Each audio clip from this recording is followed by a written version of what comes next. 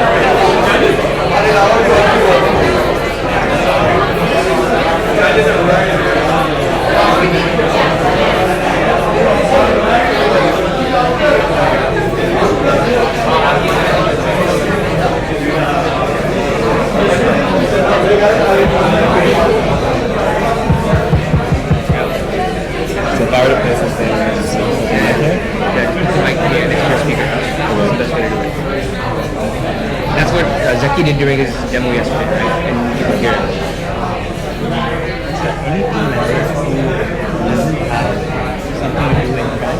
Sit down. Yeah, Even if they're Q&A. Not you. He's talking about the product. He's talking to us.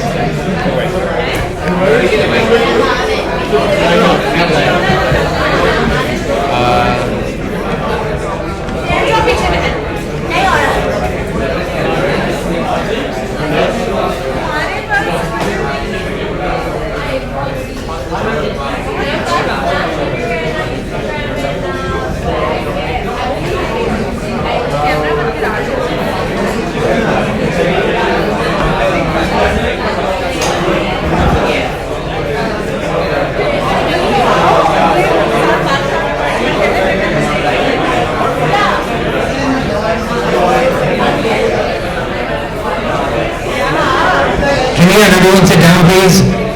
Just everyone sit down, including the judges.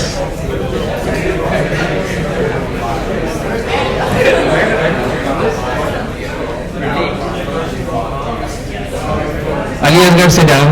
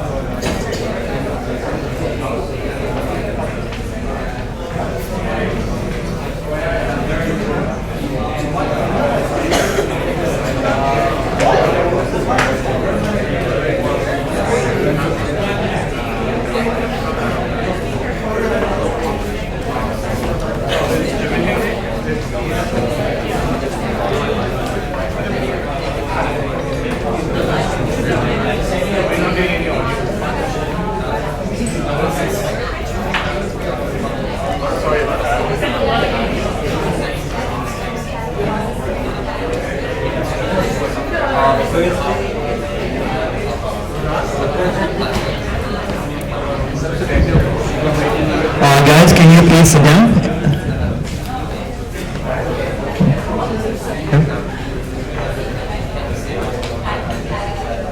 Guys, first of all, a huge round of applause for everyone. I know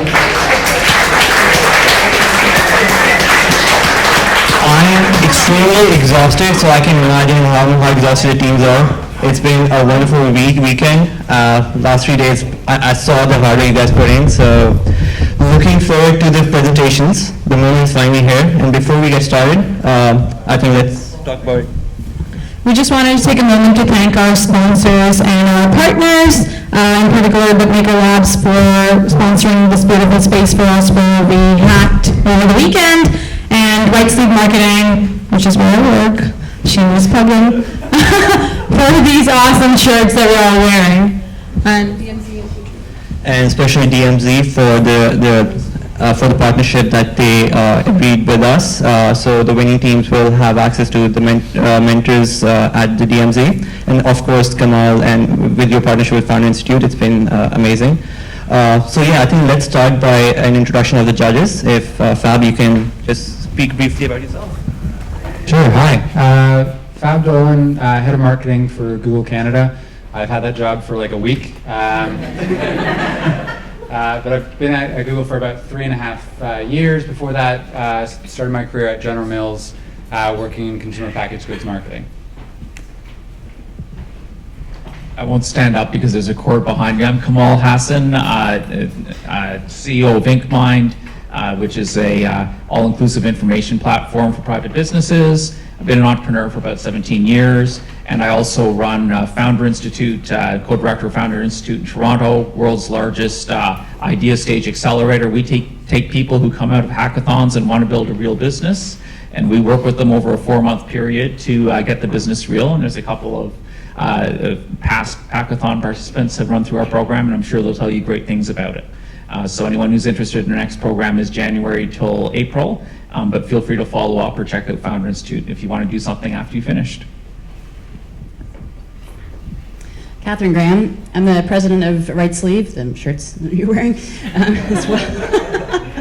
That wasn't a shameless plug. I had to introduce myself. And I'm also the co-founder and CEO of a software company called commonsku, which is a small business ERP handling back-end operations and processes for small businesses that deal with physical product. Hi all, I think I introduced myself to most of you on Friday, but Paul Nagpal. I've been in the management consulting space for about 15 years now. Started at Deloitte, moved to A.T. Kearney, and started a firm called Strativa Partners. So we help a lot of businesses, anywhere from the startup stage all the way through probably high end, about 200 million in revenue, helping them with growth, with strategy, and with execution.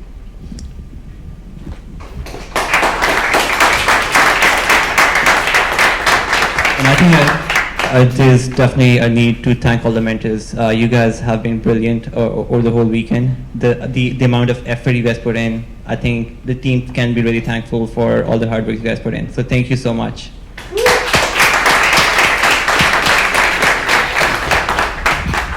So I'll quickly go over the process. Every team has 5 minutes to present, 3 minutes for Q&A. Manur sitting there. Can you stand up, Manur? We'll raise 60 seconds. When you have 4 minutes, an alarm will go off. We want the next 2 teams to be lined up there. So right now the first team is there, but the next 2 teams that are presenting should be lined up and ready to go. Do you have any questions at this point? Okay, we're good to go. First team up. Drum roll.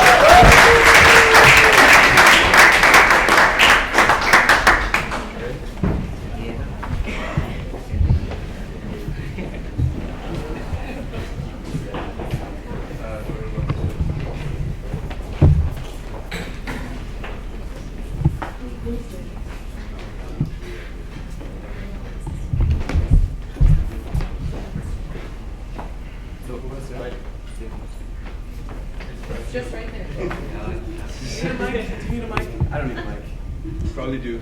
Can you guys hear me? Yeah. We good? I'm going to start with the mic though. Hello? Okay. Are you good to go? Yeah. All right, so we're presenting the Ummi service, putting mothers first. Maternal health care is very problematic in Pakistan. I'm going to set the stage. Let's talk about Fatma. Fatma is your average Pakistani woman. Between the ages of 16 and 24, she's going to have her first child. The risk of her dying because of maternal causes is 25 times higher than my risk as a Pakistani woman living here. And the risk of her child dying within the first year of being born is 13 times higher than any other child that any of us will have here. Now, when we wanted to first combat this problem, our first instinct was using SMS. So let's send these people in rural areas information using SMS. But to our surprise, we found out that Telenor was doing the exact same thing. They launched a campaign called mHealth in January 2015, but they told us that they're having a lot of issues with the program so far. We spoke to Abdullah, who's the director of mHealth, and he told us that they're having issues getting timely, relevant information to pregnant mothers based on where they are in the pregnancy. In addition to that, there's 5 regional languages in Pakistan, and all of those are not being catered to. Lastly, it's only using the voice medium. Just because someone is literate, it does not necessarily mean that they know how to send a text message. And then we discovered this awesome service called Mama, which uses voice messaging to send people information in rural areas. But when we did some research, we found out that they're not actually prevalent in Pakistan. They're not there. And we spoke to Hassan, who's the director of Internet.org, a Facebook initiative, and he told us exactly why. He has to reject 50% of the content that Mama produces because it's simply not culturally sensitive to the Pakistani demographic. So the challenges that are specific to Pakistan are few. We have limited healthcare access, we have limited maternal healthcare knowledge. There's also language barriers based on where you live, and there's a couple of cultural and traditional practices that create barriers to positive maternal healthcare. The solution, though, is really simple. It's providing a voice messaging service that will educate Pakistani women who are expecting in rural areas. So how does AMI network work? A woman first finds out that she's expecting. She then subscribes to AMI service. She will then receive a total of 200 messages over the course of her pregnancy, as well as through her postpartum period for the first year. These messages will include encouragements, warning signs, and reminders. So we were lucky to find about a great feature that's called a great service called Bird Voice, which is essentially an automated dialing out feature. Now, for the interest of time, we're just going to play you a sample message of what you might hear. अस्सलाम वालेकुम, thank you for joining AMI service. हम आपकी ज़ाती मालूमात की हिफाजत की यकीन दहानी करवाते हैं. ये मालूमात हम एक हिफाजती डेटाबेस में सीगा राज रखेंगे. So as you can see, we have different languages. So we're trying to cater to all 5 languages because we now have the advantage of using voice.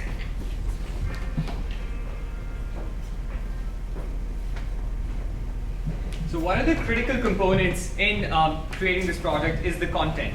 But that the content has to be culturally relevant, it has to be translated into those regional languages, and the way we're planning to create this is through crowdsourcing.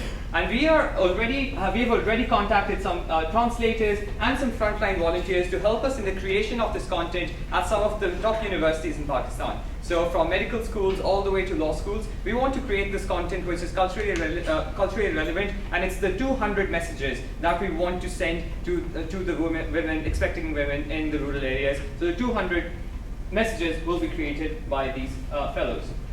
And the reason why we need this is because of just the scale of the market we have and the opportunity that's in front of us. So looking at the demographics, we have identified that there are about 23 million women, rural women of the childbearing age with access to cell phones. So there's an immense opportunity, and there are 2.8 million expectant mothers in the rural areas who could be targeted and who in 1 year.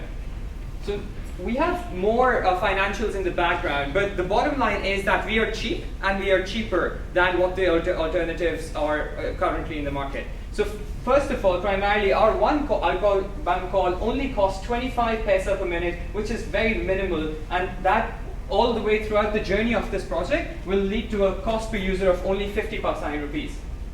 And we've already gotten verbal confirmation from Hassan from Telenor about a potential partnership.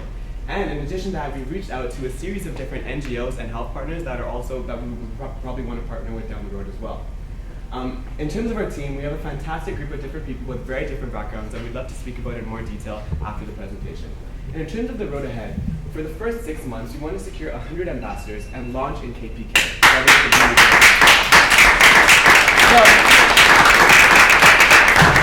Children are the future of Pakistan. Let's change the way we communicate to the mothers.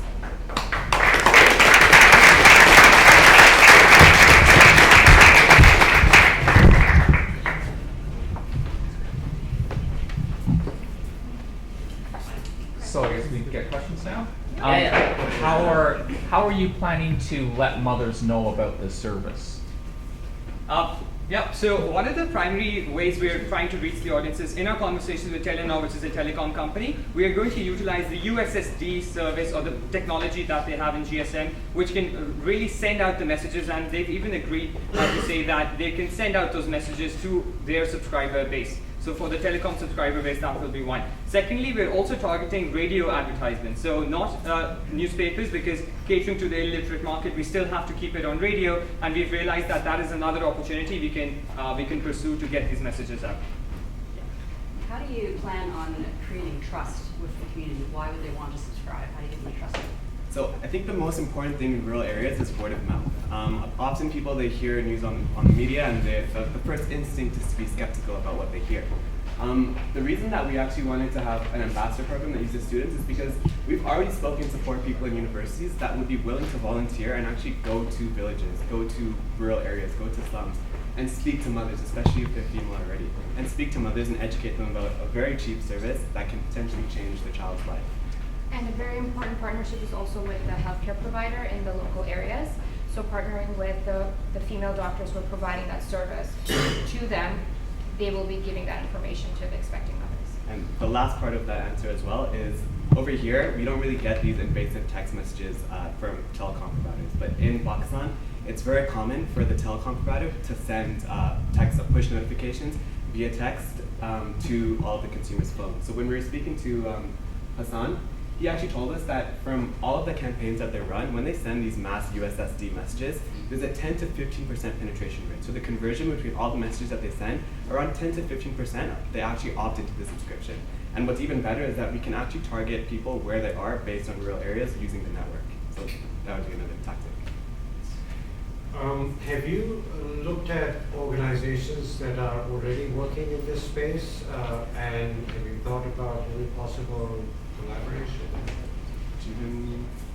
Yeah, so in the healthcare space, I think, so there's one mobile communication space, and there's the healthcare space. So we've contacted Naya Jeevan, founder Ashar Hassan in the healthcare space, just to get an understanding of the healthcare scenario within Pakistan. But at the same time, within the mobile communication space, we've contacted Telenor M Health. So we talked to the director of Telenor M Health, and we've also focused our efforts on learning from the other organizations who've created content such as Mama organization, which is actually a prerequisite to the internet.org program. So that again is being developed by Telenor, and we've got some insights into the space through them. So thank you for that. Just a follow-up question on that. The cultural challenges in rural parts of Pakistan are significant. There's a lot of skepticism about lots of NGOs working in that space, and there's a lot of media hype against them. How do you plan to overcome that?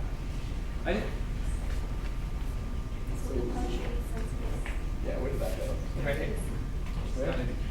So I think the first step is to connect with the healthcare providers there who are already working on a trust-based relationship. So if we're going through that venue, we're already we're not working against them, we're kind of working with them. And secondly, our content is going to be catered to the Pakistani audience. So whereas this is something off of Mama, this is like a text message that a woman will get, we will turn that into something that's more palatable and less offensive to Pakistani audiences. And the difference is that they don't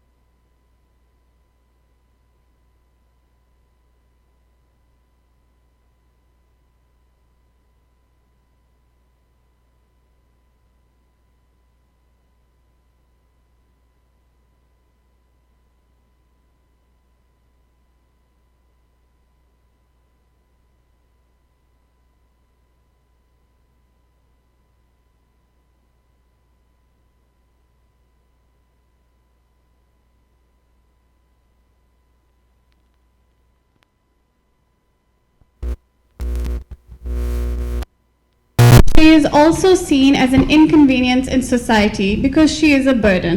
She is not making an income and she is not educated, so she's not growing. There is no growing for her. So this is where we come in. So we are hashtag Ladki Leads. We are a school on wheels. We're essentially a vocational school and also a sales talent agency. So basically how we will be conducting our program is we're going to have a 1 month free condensed course, and we're also going to be providing them with nutritious meals. And the courses that we're offering are in 3 streams, which is nutrition, aesthetics, textile, which is a combination of designing and sewing and stitching. And there will also be a mandatory accounting 101. So with each of these, they will be receiving financial literacy as well.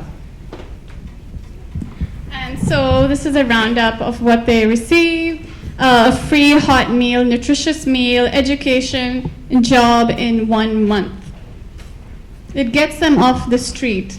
It is it's a very quick solution. Okay, so how are we going about this? We are going to rent a container and we're going to install wheels on it.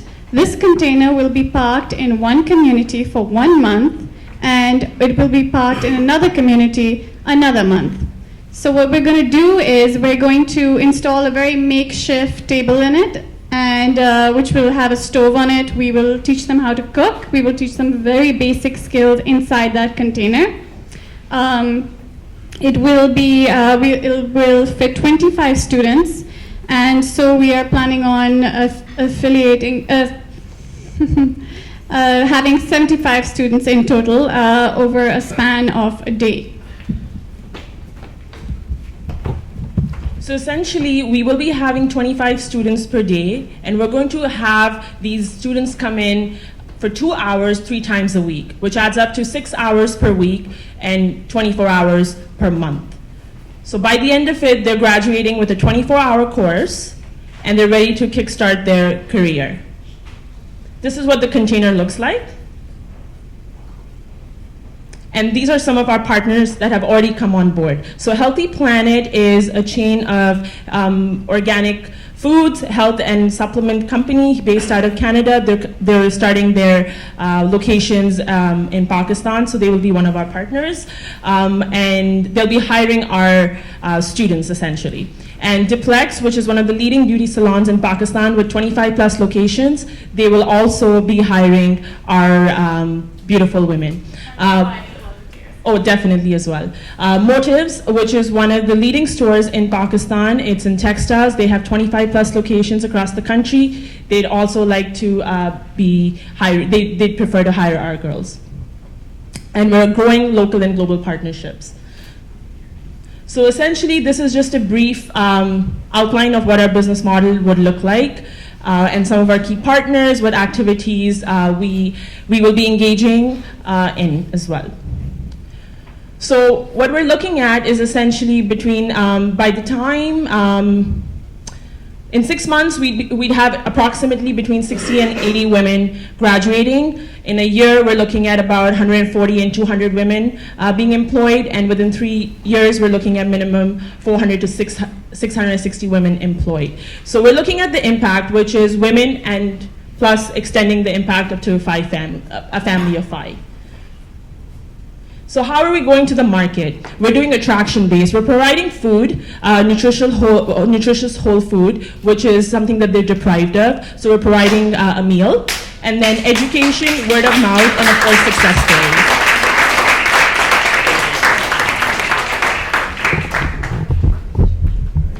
Can you tell us a little bit about yourselves? About ourselves? Okay, yes, so why did you do this? Why did we do this? I'm actually a holistic health coach myself, and I'm really passionate about health and wellness, and I'm also a social entrepreneur focused around working with children.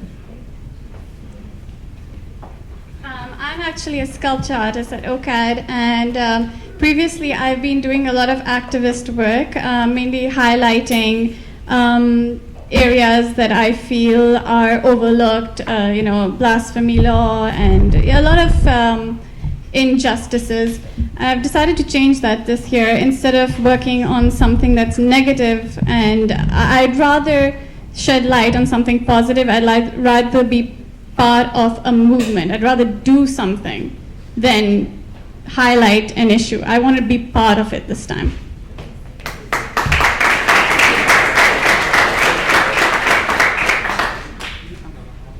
Your model is highly dependent on volunteers as teachers, and historically there's a large absentee problem with teachers in rural areas. How do you think you'll overcome that? So essentially, we have our partners who will be eventually hiring these women, right? So they're bringing in their staff who's already part of their labor force to come in and teach these women. And they will be leveraging our initiative as their corporate social responsibility initiative. And are those companies growing fast enough to be able to absorb the number of graduates that you'll have? So we essentially have 75 women graduating per month. And some of the partners that we have on board have approximately 25 plus locations, and we're also bringing in corporate sponsors who are going to be funding our vehicle. So some of the leading banks across Pakistan. And we are looking to expand our courses as well with time, and expand into different branches and other industries as well. So women's menstrual health is one of them, and we have an affiliate partnership already with an organization in Kenya, so we will be extending arms there. Another note, just to get a sense of the scale of the problem that you're trying to solve and the scale of your solution, the number of students that you're putting through this program, what is that relative to like the total addressable market? So essentially, I mean, I don't think I need to convince anybody here how big of a problem that is in Pakistan. We're starting it on a very small scale and just providing them with food, starting off with food, nutrition, and really getting them engaged in the job market. So really, I mean, we're starting small.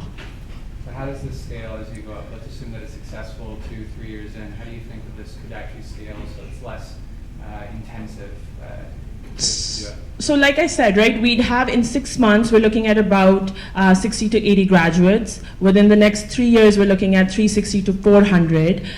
Some of the sponsors that we have, they're putting in money, advertising sponsors, they're putting in money about 300,000 rupees.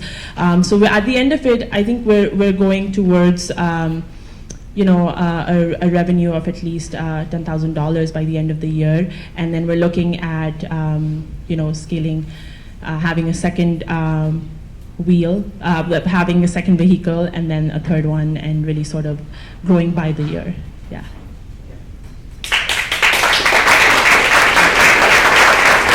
Thank you.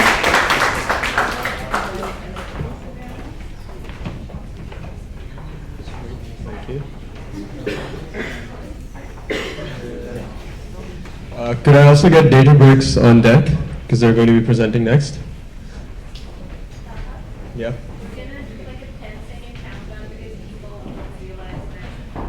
Okay, all right. All right, next up we have Green Card.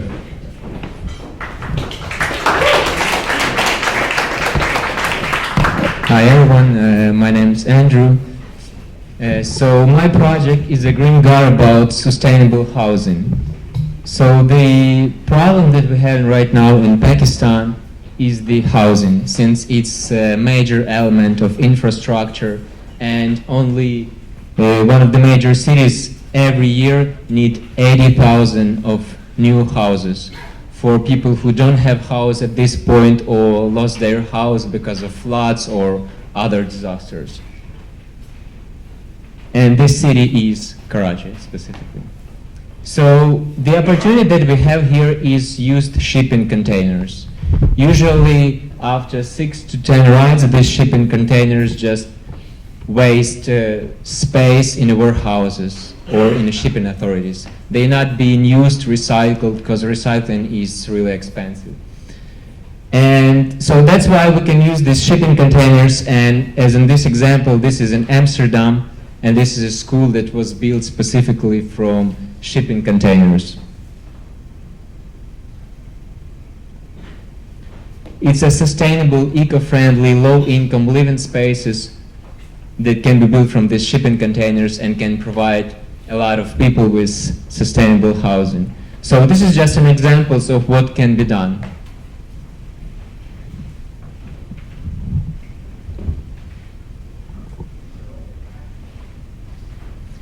So the business model. Our business model would be based on our target audience is middle class and middle upper class. We're gonna provide lease and rent container houses and commercial property in order to generate revenue on the first place. And using this revenue, we can reinvest into building public spaces like schools, or building low-income households for people who don't have houses, and as well reinvest this money into rooftop gardens infrastructure, and ideally in collaboration with the company Ecovative that provide mycelium-based construction materials and packaging at this point. And this is a great isolation materials that we can use for these containers and show that we can build sustainable houses just for the, so 640 square foot home will cost from $5,000 to $10,000. There is a bunch of suppliers, especially in China, we can buy containers for as low as $800 or $1,000. So the house for 640 square foot can be built only from 2 shipping containers. It's a modular construction system, so there is 2 ways to build this. They can be pre-manufactured on the facilities outside of Pakistan, but ideally we need to set up partnerships with local banks, local leasing companies, developers, and city government in order to solve one of the biggest issues is buying land.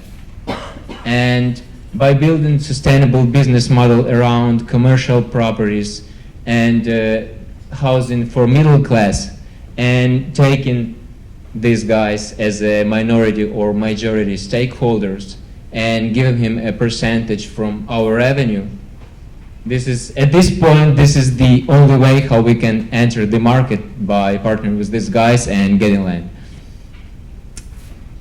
Yeah, so far that's basically it. Last question.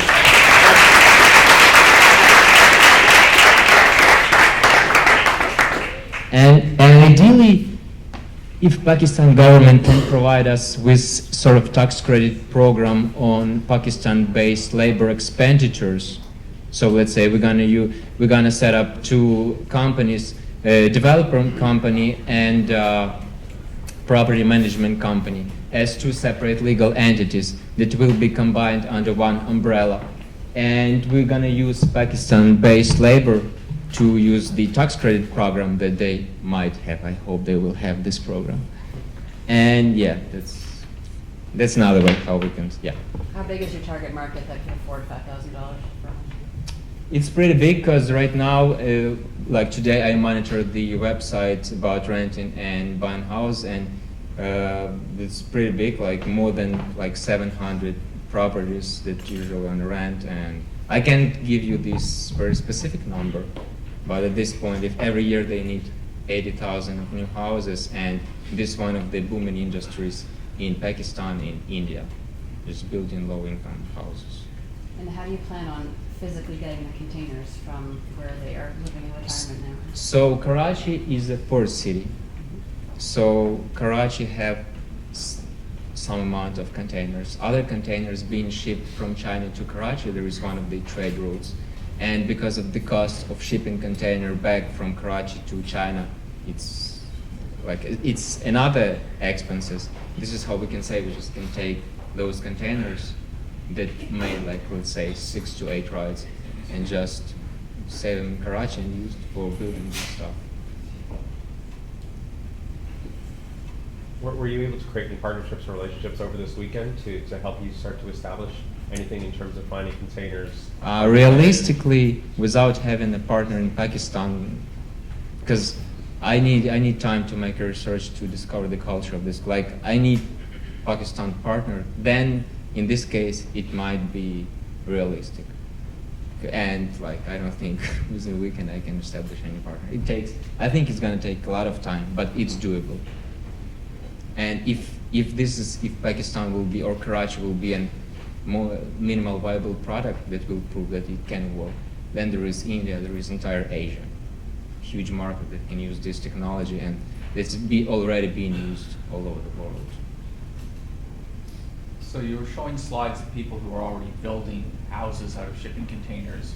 What's different about you versus these? I mean, why aren't there people already doing this in Pakistan? Do you have any sense of what's the market like? I think realistically the biggest problem is nobody lets you enter this market, to construction market and land. This is it because of politics and because, you know, all the reasons. It's too big money, and players just literally not gonna let you in because you will take a piece of their money. The only way, if I will tell them, hey guys, I can generate 25% more for less time and less expenses if you will be my partners. And do you personally have any experience in land development or in architecture or anything related to this business? No, personally I never built something like this. I just know how it works, but I don't.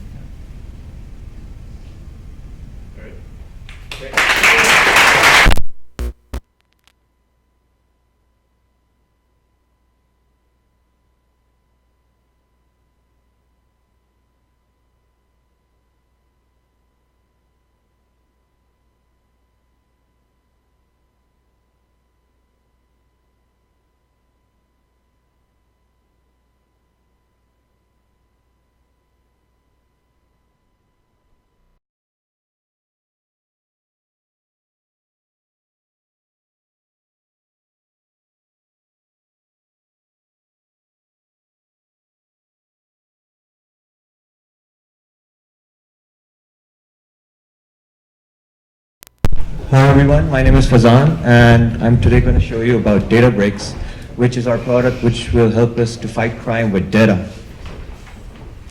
So imagine coming out of an ATM, withdrawing cash with your hard-earned earnings, and there's a guy standing out pointing a gun to your head who wants all your money. How would that make you feel?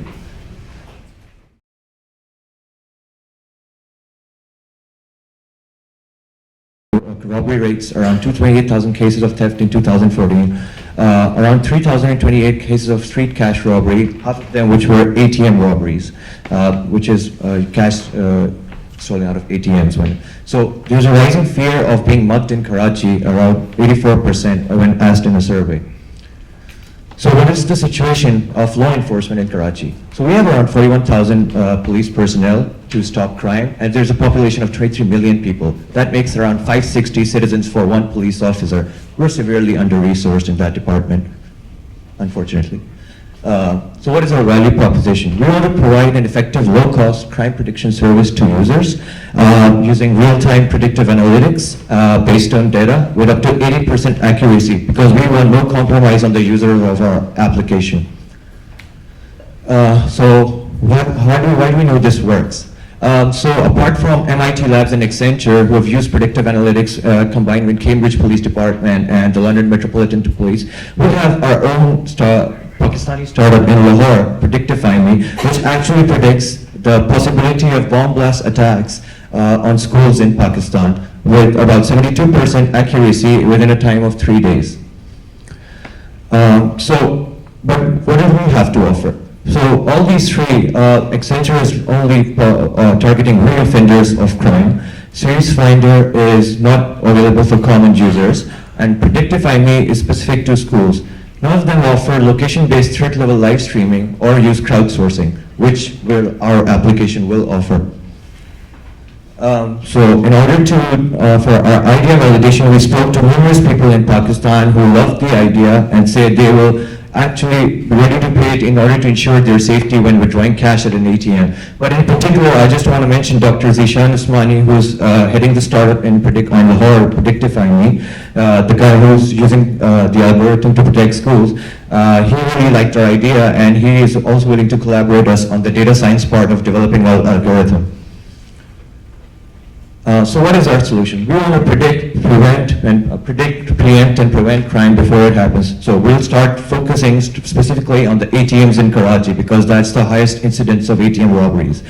We want to provide a safety index to the users of our app while they're withdrawing cash. So when they wanted to withdraw cash, they search using our application. We can tell them, if you go to this ATM and if we say it's safe, there's a very high chance there's nothing wrong will go to you. Because it's all based on numbers and numbers don't lie.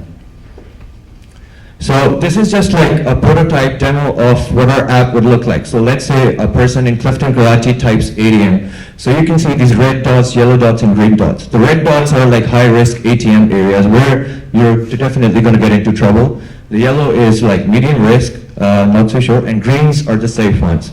So if you're in a new city and you don't know, like, where should I go? Is this a safe place to take cash out? We're going to tell you whether it is or not. So we'll talk about mobile phone, or my partner Ankur is going to talk about mobile phone. So this slide is just showing that there is a big usage of mobile phones in Pakistan. There's 75% population overall that uses mobile phones, and in urban areas like Karachi, there's about 90% of people who own mobile phones. And there's also a very high increase in the smartphones that were shipped in Pakistan. Our quick strategy, within the first 3 months, we'll focus on the development, getting the feedback. And within the next year, we'll promote it through social media, through police stations. The users will have free subscription for 6 months, and then we'll start charging them 10 rupees a month, which is nothing. And by 2 years, we'll have vertical integration to mobile theft and horizontal integration to institutions like banks. This is our the number of users increase rapidly after year 1, and these are some of our success indicators that we can go through in Q&A. Just a quick revenue versus cost break even. So with our model, we will be breaking even just after year 1 because we will be using different integrated mobiles and integrated services. And our team expertise is a software engineer himself, me as financial and strategic analyst, and we have our third member who's sick today, and he will be our sales expert. This is what we need from you guys, and we have 3 seconds left, so thank you very much for listening, and we appreciate Q&A.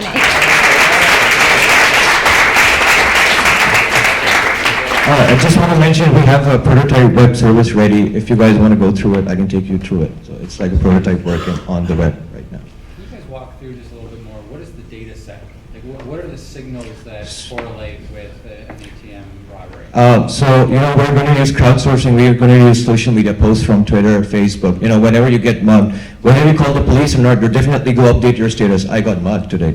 So we're going to use the Twitter data. That's how we are, right? So we're going to use these Twitter updates posts. We're going to use text mining algorithms. We're going to use keywords for location. We're going to use what the location was where the guy was mugged, how he was mugged, and we're going to populate that over a map. And then we're going to use machine learning algorithms and pattern recognition to predict. Like for the 6 months, we'll be collecting data. So in 6 months, we'll be having enough data to predict in the 7th month, okay, there's a pattern to all these robberies. And let's tell our users to avoid this area at this day and this time, because in the past 6 months, this has not been a very good area to withdraw money. Furthermore, not only users, banks can find this very, very useful. Like we can tell them, okay, this ATM of yours, it's really dangerous. You're losing business because this ATM is a high crime zone. Your customers are going to shift to another bank because they get robbed at your ATM. So why don't you beef up security during this place and this time? We're going to charge you a minimum fee for our report that we provide you, our security report. Yeah. How do you manage risk in that if you indicate that an ATM is safe and someone goes there and gets robbed and potentially shot? So we say that in the slides that we provide 80% accuracy. So the prediction accuracy is determined by data. Data is like the building blocks for us. The more data we have, the more accurate we become. Apart from that, we're not only limited to smartphones or apps, we're also starting an SMS service. So let's say if you want to take money out, so you can just text us, I want to take money out in the location of Clifton, Karachi. You just send the text and we're going to send you a bulletin, text-based bulletin with code red, code yellow, or code green. So we say that there is 80% chance, we're 90% confident that there's an 80% chance of nothing happening to you if you're in the green zone. But that's a percentage. All we can give them is a percentage saying it's 80% safe for you to go in this area. So if it's red, you might as well not go because it's unsafe But if we do say that it's safe and it do go and get robbed, then that's a risk we have to take. We cannot be 100% accurate. But there will be an 80% confidence interval that we will be accurate. Yeah. So. But our system is self-evolving, so it'll learn itself. So, by the time, maybe 5 years down the line, we'll have petabytes of data. And when you have that much amount of data, and us humans tend to follow patterns in everything. So I really believe that scientifically that this has been successful, and we have proof of concept because MIT Labs and Accenture, they were able to stop burglaries in the Cambridge area by 20% within 6 months of using Series Finder, which is a machine learning algorithm for detecting burglaries in a specified area.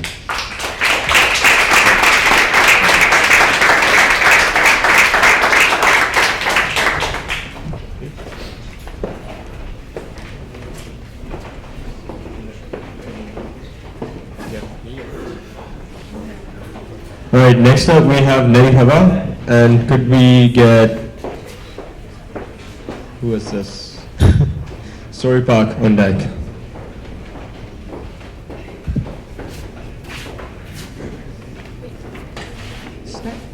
Hello everyone, my name is Fatma Fasi and I am part of the wind power project team called Nayi Hawa.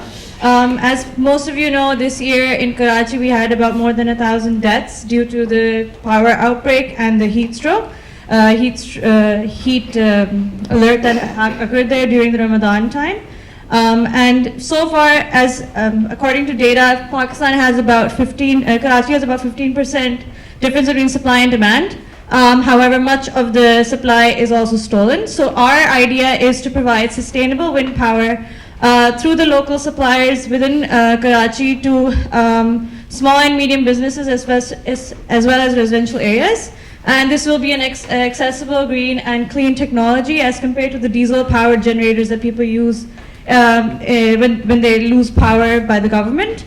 And this will also be 50% cheaper than normal or diesel powered generators over the span of 5 years.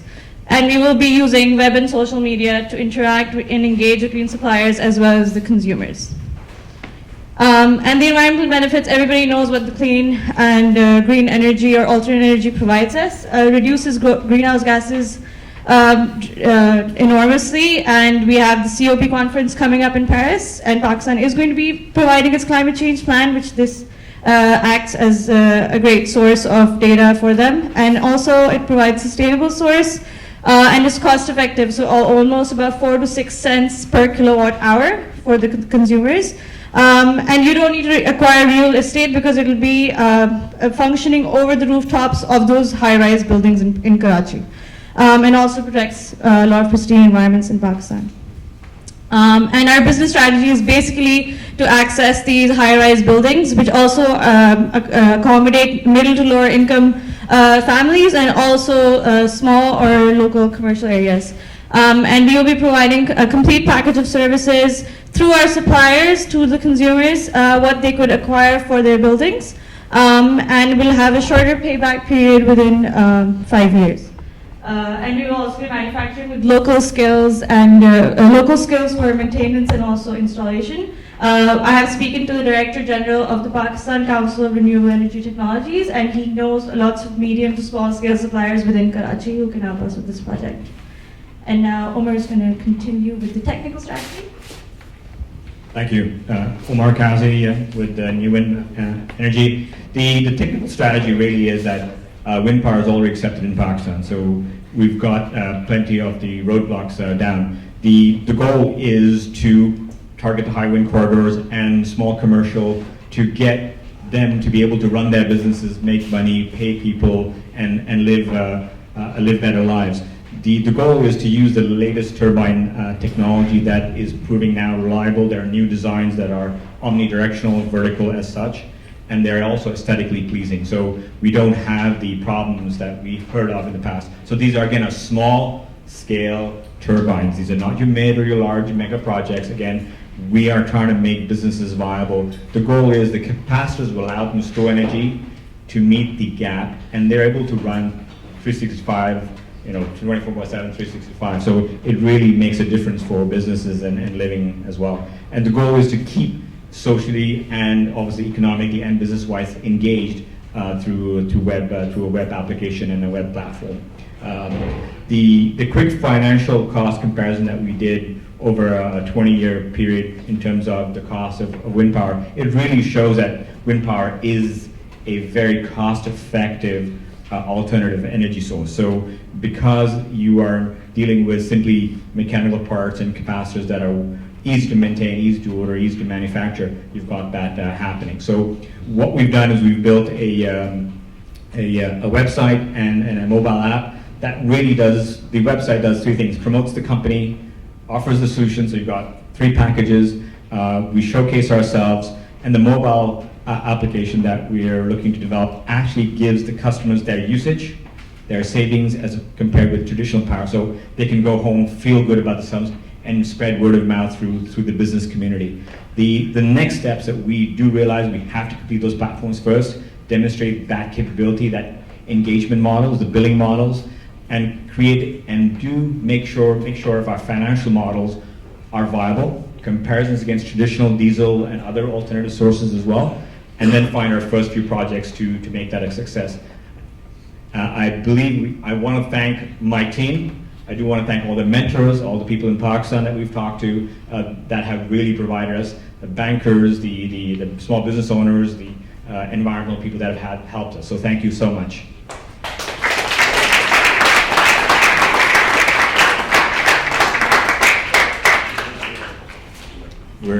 Thank you, yes. How big a barrier do you think that the capital outlay will be that's required from? What we're trying to do is do a part CapEx, part OpEx model. So that's why we're working with them to find the right manufacturers. Yeah, it will be somewhat of a barrier. That's why we're aiming it at businesses. We're trying to figure out what formula, whether large outlay and small monthly payments or vice versa, would work out. We believe that the large outlay and then the small monthly payments just for maintenance and support will be the model that is go forward. But we're trying to work with manufacturers from Pakistan, India, China, even Europe to bring the cost of the turbines down. We've got lots of news that now it's some of the latest designs that are being manufactured at a large quantities. Those prices of those turbines are coming down very, very fast, and at a point where every 2 years the cost of the turbine is coming down 50%. So we think that initial cost will go down quite quickly over the next 3 to 5 years. So we're quite happy with that. Sounds like a number of people are already doing, sort of installing windmills, etc. right now in Pakistan. What is the gap in the market that you're serving? What are you doing that the existing marketplace isn't? We're hearing a lot about the mega projects and larger mega, so kind of a mid-size. We believe there is a gap where the smaller turbine placements are not coming online. So everyone's chasing the mega wind project on the coast, for example. We'd like to chase that gap where businesses are not being protected or given that opportunity to generate their own energy. Also, the mega projects you're talking about is mainly the government is focusing those on site or areas with massive, bigger industries. That is where most of the energy is being allocated. But the problem lies in the urban centers of Pakistan and basically Karachi, where people are deprived of this. They feel the brunt of the load shedding the most, and the government cuts their supply as soon as possible. So if there is a contractor who's setting up a building of about 100 apartments, and he sees value in this, that his apartment residents will not be cut off the grid when load shedding happens, I think he would be able to understand the value in this perspective rather than as compared to depending on the government someday increasing its output. But you're saying currently that person has no one to call. Yeah. They can put solar panels, but as we all know, solar panels also have a risk within the next 20 years where they're going to be disposed. Like uranium, those corroded platinum or titanium plates are going to be disposed of at some point. So, what's to prevent the turbine manufacturers from just going in and selling direct and cutting the distribution down? It's like any value-added model. They have just only their own technologies, and so they don't have to set up sales force. They don't have to find the key people. It's about branding. It's about integration. It's about making the relationships with businesses and the government and so forth. So we want to have a multi-supplier or multi-manufacturer approach. and give them that volume with the least amount of effort. So, and also pick the right technology. So if a manufacturer tries to enter Pakistan and the conditions are not right, they may retreat, not knowing that there is an area that would that technology would. So we're really providing that intelligence, that market intelligence, and then the matching of a small business to the manufacturer. So yes, it's a value-added model. And there's a history of them selling through bars historically? Yes, definitely.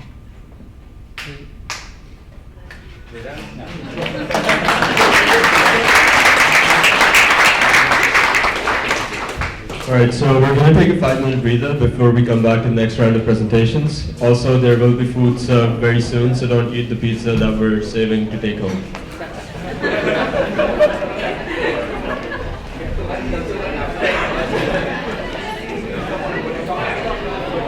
Watching